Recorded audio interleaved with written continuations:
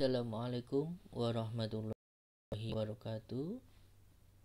Alhamdulillahirabbil alamin. Arsala rasulahu bil huda wa dinil haq liyudhhirahu 'alad dini kullih wa kafa billahi syahida. Asyhadu an la ilaha illallah wahdahu la syarikalah wa asyhadu anna Muhammadan abduhu wa rasuluh la nabiyya ba'da. Amma ba'd. Saudaraku yang berbahagia, yang dimuliakan oleh Allah Subhanahu wa Ta'ala, sungguh tidak ada ungkapan yang bisa kita sampaikan kepada Allah kecuali rasa syukur kita, sehingga kita bisa dipertemukan kembali di dalam perkuliahan kita, yaitu pendidikan agama Islam. Saudaraku, peserta mata kuliah pendidikan agama Islam, pada saat sekarang ini kita akan bersama-sama membahas tentang ajaran-ajaran di dalam agama Islam. Salah satunya adalah berbicara tentang akidah.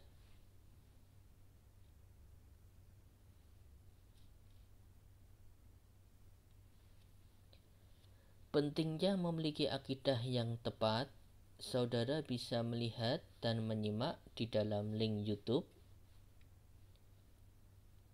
Gus Baha dengan cerdas dan sangat sederhana menggambarkan siapa Allah yang menjadi pokok sandaran di dalam akidah Islam.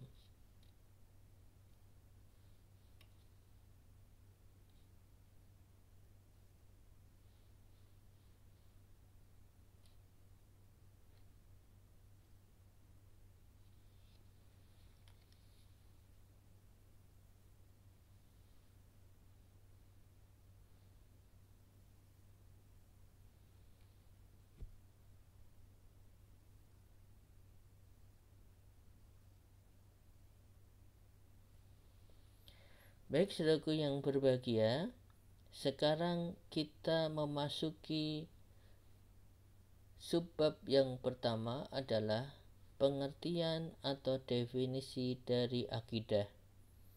Secara etimologis, akidah berarti berakar dari kata akoda, yaqidu akidatan.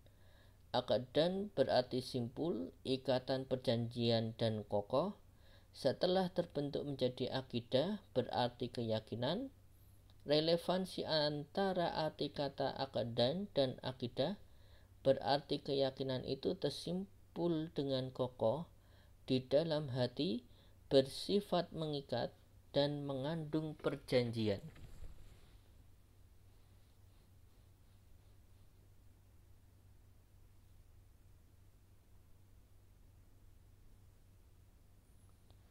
Menurut Abu Bakar Jabil Al-Jazairi dalam kitab Aqidah Al-Mu'min, akidah adalah sejumlah kebenaran yang dapat diterima secara umum oleh manusia berdasarkan akal, wahyu, dan fitrah.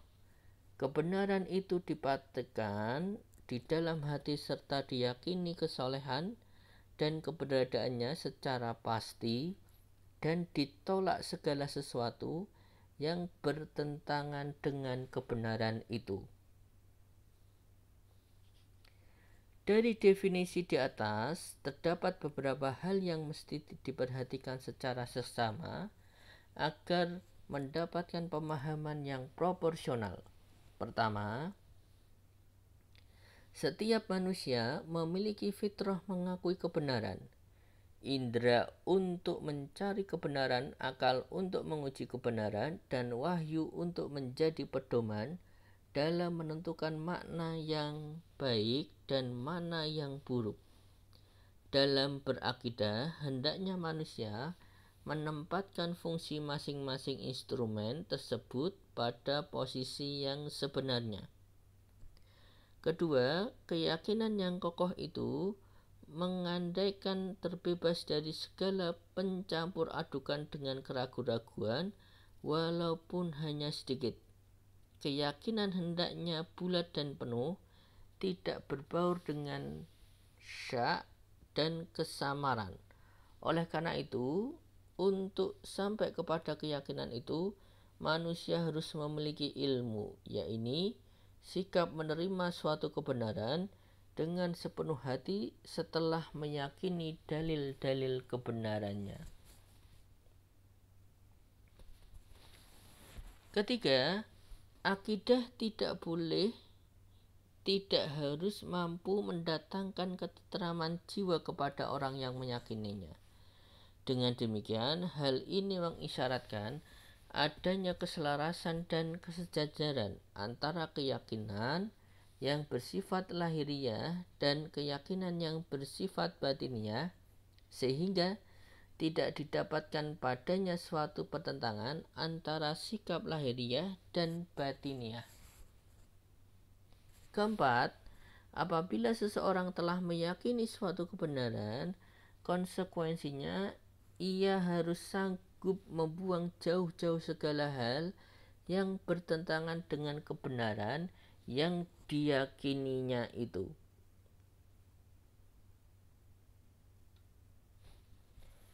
Saudaraku yang berbahagia, sekarang kita akan berbicara tentang ruang lingkup akidah. Ruang lingkup akidah yang pertama meliputi ilahiyat, nubuat, ruhaniyat, sam'iyat.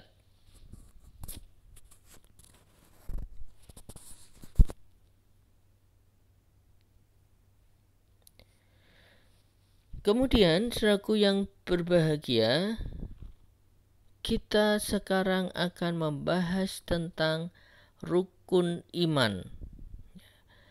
Jadi, di dalam akidah yang merupakan sesuatu yang kita yakini kebenarannya itu, dan dapat kita ketahui bersama bahwasanya kebenaran tersebut adalah terkait dengan keimanan kita terhadap rukun iman yang berjumlah 6. Iman kepada Allah SWT, inti dari iman kepada Allah SWT adalah tauhid, mengesahkan Allah baik dalam zat, sifat, dan af'alnya. Di samping itu, Allah memiliki Asmaul Husna dan As-Sifat.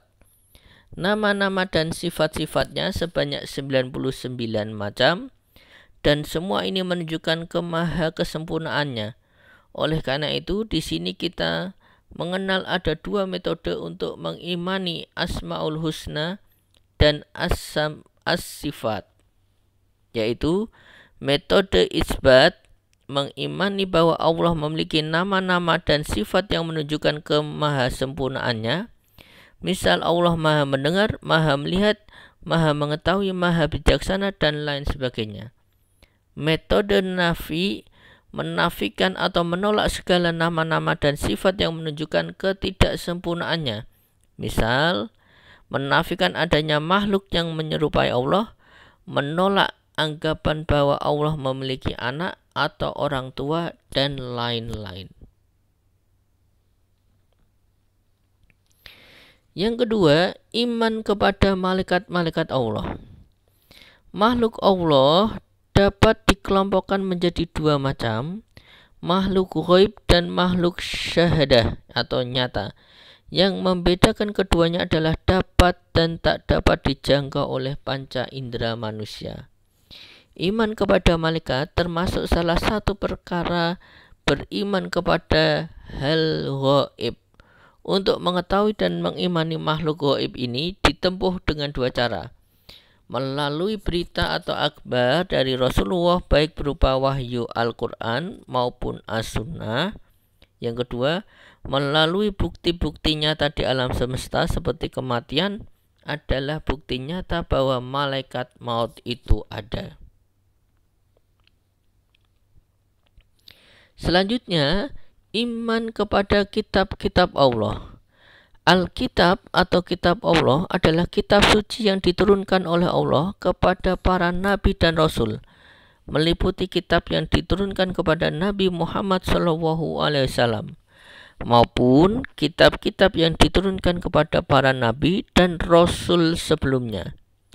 Kitab-kitab yang patut diimani keberadaannya adalah kitab Al-Quran sendiri, kitab Injil, kitab Taurat, dan kitab Zabur. Di samping kitab-kitab di atas dikenal juga dua buah suhuf, yaitu suhuf Nabi Ibrahim dan suhuf Nabi Musa alaihissalam.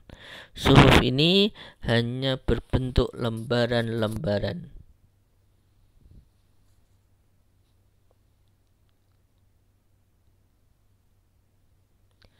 Al-Quran sebagai kitab Allah yang terakhir memiliki beberapa keistimewaan yang tidak dipunyai kitab-kitab atau suhuf-suhuf lainnya. Antara lain, kitab Al-Quran berlaku secara universal untuk seluruh umat manusia hingga akhir zaman. Kitab Al-Quran masih terpelihara secara utuh dan murni hingga sekarang. Ajaran Al-Quran mencakup segala permasalahan dan aspek kehidupan. Al-Quran mudah untuk difahami, dihafal, dan diamalkan. Al-Quran berfungsi sebagai penghapus lafaz dan hukum dalam kitab-kitab sebelumnya, batu ujian terhadap kebenaran kitab-kitab sebelumnya, dan pembenar atas kitab-kitab terdahulu, dan Al-Quran menjadi mukjizat bagi Nabi Muhammad SAW. Kemudian selanjutnya terkait dengan iman adalah iman kepada Nabi dan Rasul. Pada hakikatnya, Nabi dan Rasul adalah manusia biasa seperti umumnya. Yang membedakannya adalah karena dia menerima wahyu dari Allah Subhanahu wa Ta'ala. Apabila dia tidak dibebani kewajiban untuk menyampaikan wahyu, itu maka disebut Nabi. Jika ia diikuti dengan tanggung jawab menyampaikan wahyu, maka ia disebut sebagai Rasul. Jadi, Nabi belum tentu Rasul, sedangkan Rasul sudah pasti Nabi. Tidak diketahui secara pasti jumlah Nabi dan Rasul secara keseluruhan. Yang jelas, setiap umat manusia dalam kurun waktu tertentu diutus seorang Nabi dan atau Rasul. Al-Quran hanya menyebutkan jumlah 25 saja. Nabi dan Rasul itu tersebar di beberapa surat seperti Al-An'am, surat Ali Imran, surat Al-Fat. Sekalipun secara pasti hanya terdapat 25 orang saja di dalam Al-Quran, umat Islam tetap diwajibkan meyakini semua kebenaran Nabi dan Rasul yang diterangkan di dalamnya, dan sebagian lagi, dan ini terbanyak tidak diceritakan di dalam Al-Quran. Seluruh Rasul yang diutus pada tiap zaman dan tempat pada dasarnya mengemban tugas berat yang sama, yaitu menegakkan kalimat tauhid la ilaha illallah. Dalam mengemban tugas ini, ternyata tidak semua Rasul memiliki kesabaran yang tinggi kecuali mereka yang diberi gelar ulul azmi. Para Rasul yang sangat sabar, teguh hati, dan tabah dalam menjalani misinya. Mereka itulah Nabi Muhammad SAW, Nabi Nuh alaihissalam, Nabi Ibrahim alaihissalam, Nabi Musa, dan Nabi Isa alaihissalam.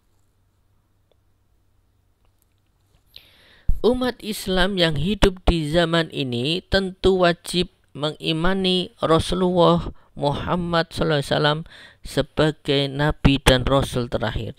Dia adalah utusan Allah untuk menyempurnakan risalah-risalah yang pernah disampaikan oleh Rasul-Rasul terdahulu. Risalah penyempurnaan itu adalah Islam. Maka hanya Islamlah yang akan diterima sebagai agama yang diridhoi di sisi Allah. Oleh karena itu, kecintaan dan ketaatan kepadanya harus ditujukan bagi siapa saja yang ingin selamat di dunia dan di akhirat. Surat Ali Imran ayat 31 dan surat Al-Ahzab ayat 21.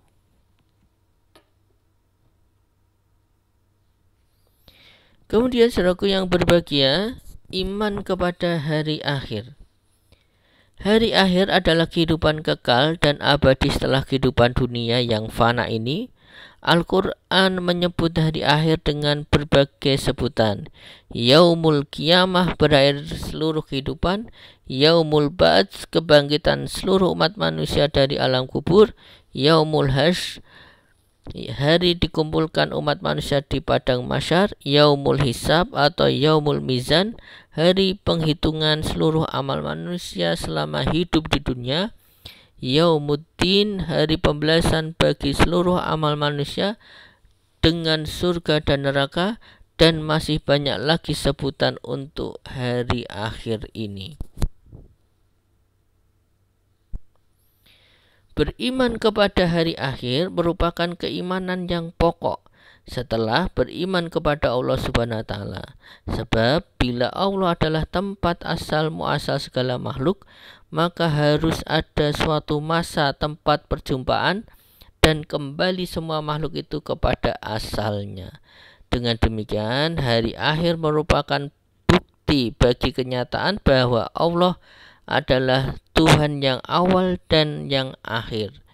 Hari akhir merupakan konsekuensi logis dari perintah moral yang dibebankan kepada manusia di dunia agar mereka melihat bagaimana hasil pekerjaan mereka.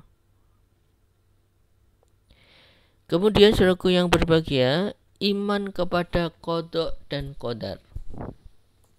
Iman kepada qada dan qadar Allah berarti meyakini akan kehendak, ketetapan dan ketentuan Allah terhadap segala sesuatu. Allah SWT berkuasa untuk menentukan ukuran, susunan, aturan, undang-undang terhadap segala sesuatu, termasuk kausalitas yang berlaku bagi segala yang ada, yang baik, yang hidup maupun yang mati.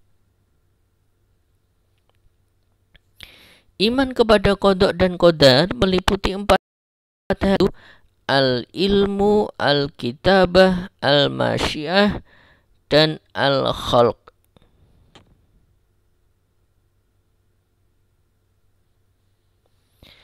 Ada 2 hal, saudaraku yang berbahagia, yang harus kita fahami kaitannya dengan keberadaan manusia dalam masalah ini. Manusia adalah makhluk musayyar dan mukhayyar. Sebagai makhluk musayyar, manusia tidak mempunyai kebebasan untuk menolak atau menerima ketentuan Allah, seperti tidak dapat menolak mengapa ia dilahirkan perempuan atau laki-laki, warna kulit. Dan sebagai makhluk mukhayyar, manusia mempunyai kebebasan untuk menolak dan menerima. Ia memiliki kekuatan untuk berbuat baik atau buruk.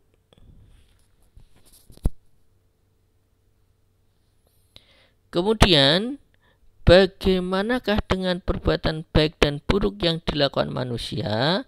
Apakah semua itu juga karena qada dan qadar Allah? Untuk menjawab pertanyaan ini, maka kita harus memahaminya dari keberadaan manusia sebagai makhluk musayyar dan mukhayyarnya sekaligus. Allah SWT hanyalah menciptakan kecenderungan yang baik dan buruk pada manusia, dan sama sekali tidak menciptakan perbuatan baik atau buruk tersebut. Terima kasih. Semoga pembahasan materi kita tentang akidah mampu memberikan pemahaman kepada kita semuanya. Akhirul kalam, billahi taufiq wal hidayah. Wassalamualaikum warahmatullahi wabarakatuh.